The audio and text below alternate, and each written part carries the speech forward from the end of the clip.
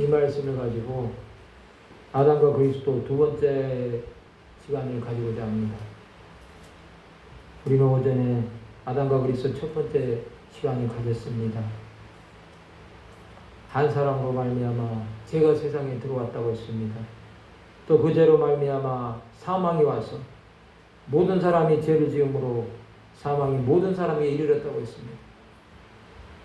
그런 우리를 예수께서 살리셔서 이제는 우리가 생명 안에서 왕 노릇하는 자가 되었다고 오전에 말씀을 드렸습니다. 오후 시간에는 그 말씀을 이어서 이렇게 된 우리가 어떻게 살아가야 될지 한번 생각해보는 시간을 가지고자 합니다. 오늘 본문 로마서 5장 18절에 보시면 그런즉 한 범죄로 많은 사람이 정죄에 이른 것 같이 한 의로운 행위로 말미암아 많은 사람이 의롭다 하심을 받아 생명에 이르렀느니라고 말씀하고 있습니다. 첫 번째로 한 의로운 행위로 말미암아 많은 사람이 의롭다 하심을 받았다는 것입니다. 여러분, 이 말씀처럼 한 범죄로 많은 사람이 정죄에 이르렀습니다. 아담 이후에 모든 사람들은 죄인으로서 세상 가운데 살아가면서 죄가 없다고 할 수 있는 사람은 아무도 없습니다. 그렇기 때문에 그 죄에서 우리는 자유로울 수가 없는 것입니다. 그 죄는 자신을 정죄하는 것밖에 되지 않습니다. 많은 사람이 자신 스스로가 정죄하는 자들도 있습니다. 나는 죄인이라고 자책하면서 하나님의 전에 나와야 됨에도 불구하고 죄가 많아서 나는 예수님을 못 믿는다고 하는 사람들도 있지 않습니까, 여러분? 그러나 여러분, 이 죄가 있음에도 불구하고 한 의로운 행위로 말미암아 많은 사람이 의롭다 하심을 받아 생명에 이르렀다는 것. 이것이 얼마나 중요합니까? 죄가 있지만 우리는 예수 그리스도로 말미암아 의롭다 하심을 받고 생명에 이르는 것입니다. 여러분, 우리는 의롭다 하심을 받을 육체가 하나도 없습니다. 그렇지만 예수로 말미암은 그 구원의 역사가 우리로 하여금 의롭다 하심을 받아서 생명에 이름으로 우리는 사망이 아닌 생명이 주관하는 자가 되었다는 사실을 우리는 기억해야 됩니다. 두 번째로, 한 사람이 순종하지 아니함으로 많은 사람이 죄인된 것 같이 한 사람이 순종하심으로 많은 사람이 의인이 되리라 말씀하고 있습니다. 두 번째는 여러분, 한 사람 예수 그리스도로 말미암아 많은 사람이 그의 순종으로 의인이 되었다는 것입니다. 여러분, 아담은 불순종의 표상이라고 볼 수 있습니다. 그를 통해서 많은 사람이 죄인이 되어버렸습니다. 그 죄인은 여러분, 우리가 죄값을 치른다고 해서 죄가 사라지는 것이 아닙니다, 여러분. 마태복음 18장에 나오는 1만 달란트 빚진 자처럼 여러분, 주인 되신 하나님께서 그 죄를 탕감해 주시지 않으면 우리는 도저히 죄에서 용서함을 받을 수가 없습니다. 그러나 여러분, 한 사람이신 예수 그리스도께서 순종하심으로 많은 사람이 의인이 되는 것, 이것은 정말로 하나님의 은혜입니다. 한 사람의 이 순종하심이라는 이 말씀 속에는 그의 십자가를 지심이 들어있습니다. 예수 그리스도는 여러분 죽기까지 복종하심으로 십자가를 지셨습니다. 그가 순종하지 않았다고 한다면 우리는 여러분 여전히 죄인이 되어 있었을 것입니다. 그가 아무런 죄가 없으심에도 불구하고 사람들의 모든 죄를 다 짊어지시고 순종하심으로 많은 사람이 의인이 되었다는 것입니다. 여러분, 주 예수 그리스도의 순종하심은 여러분 자신에게 있는 모든 고난들 다 내려놓은 순종입니다. 겟세마네 동산에서 아버지여 나의 원대로 마옵시고 아버지의 뜻대로 이루어지다 하시면서 우리 주님은 고난의 잔을 받으셨습니다. 그것이 순종하심의 극치라고 볼 수 있습니다. 그것으로 많은 사람이 십자가의 그 보혈의 능력으로 의인이 되었다는 것입니다. 여러분, 이것이 우리를 구원하신 하나님의 능력이 된 것입니다. 우리는 죄인이지만 의롭다고 칭해 주신 것입니다.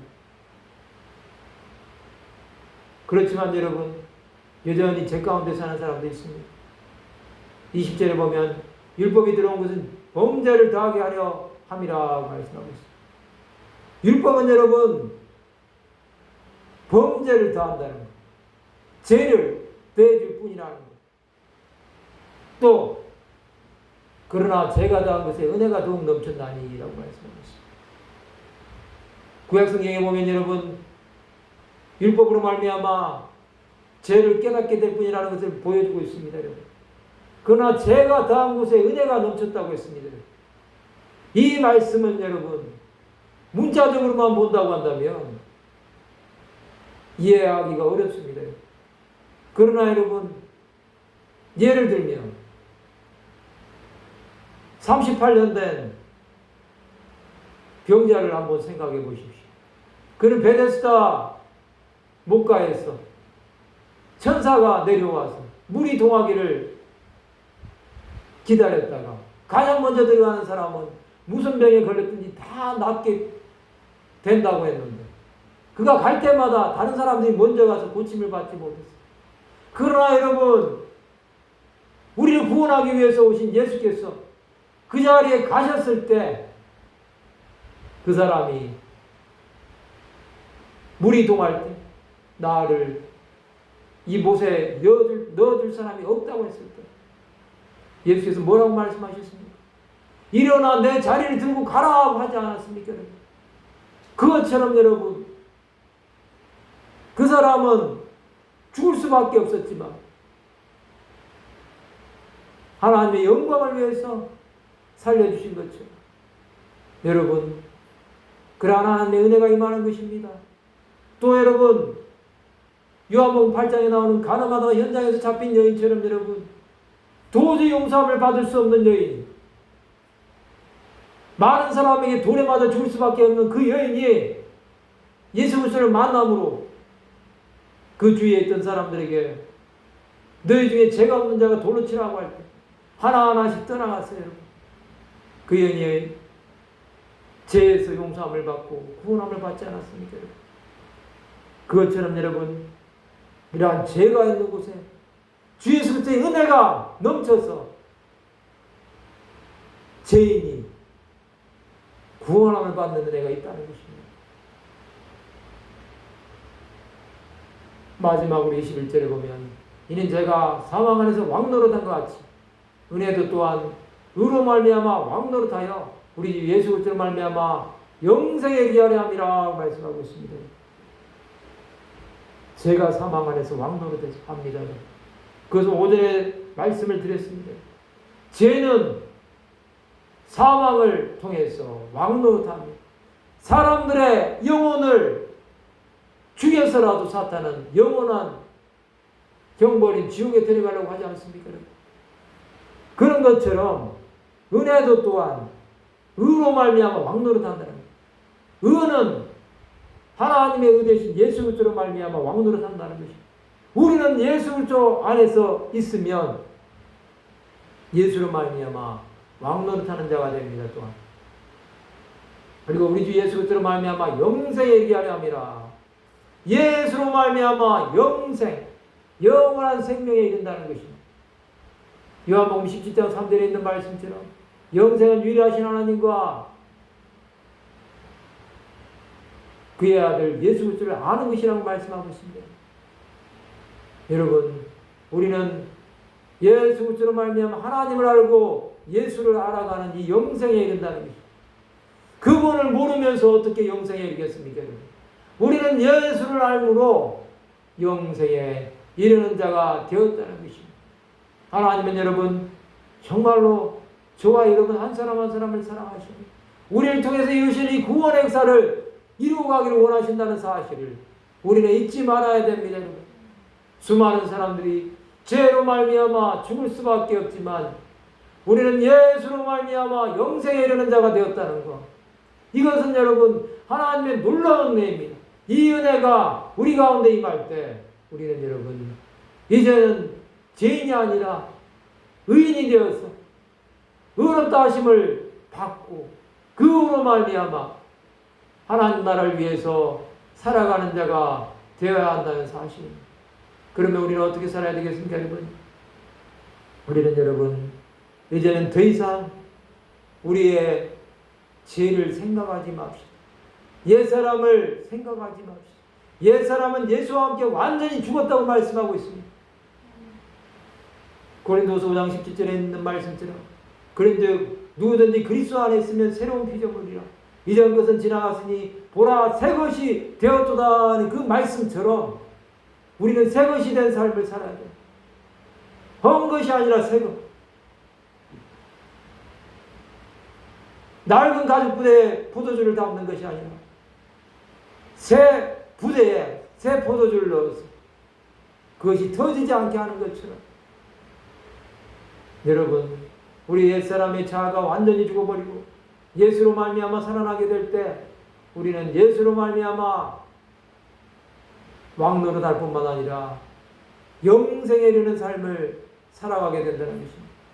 우리가 영생을 누리는 것은 여러분 영원한 하나님의 나라에 가서 누리는 것뿐만 아니라 이 땅에서도 영생을 누리는 삶을 살아야 됩니다. 이 땅에서 누리지 못하고 하나님의 나라를 경험하지 못하는데 어떻게 우리가 하나님의 나라를 가겠습니까?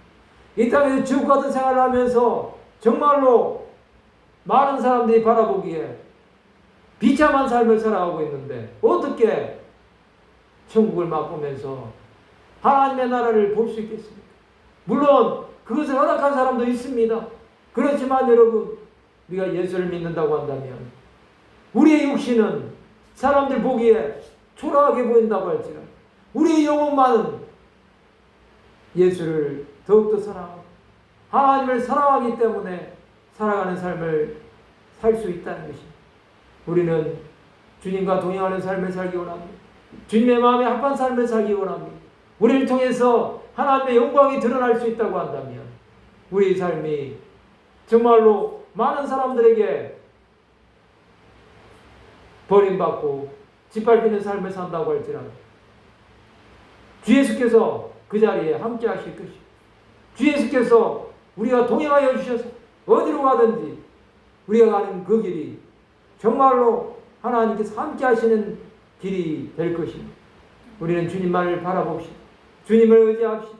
주님으로 인하여 만족하고 주님으로 인하여 기뻐하고 주님으로 인하여 감사하는 삶을 살아가서 정말로 예수로 말미암아 왕노릇하는 삶, 예수로 말미암아 구원받은 이 은혜를 많은 사람에게 전하는 삶을 살아간다고 한다면 하나님께서 우리를 통해서 영광을 받지 않겠습니까?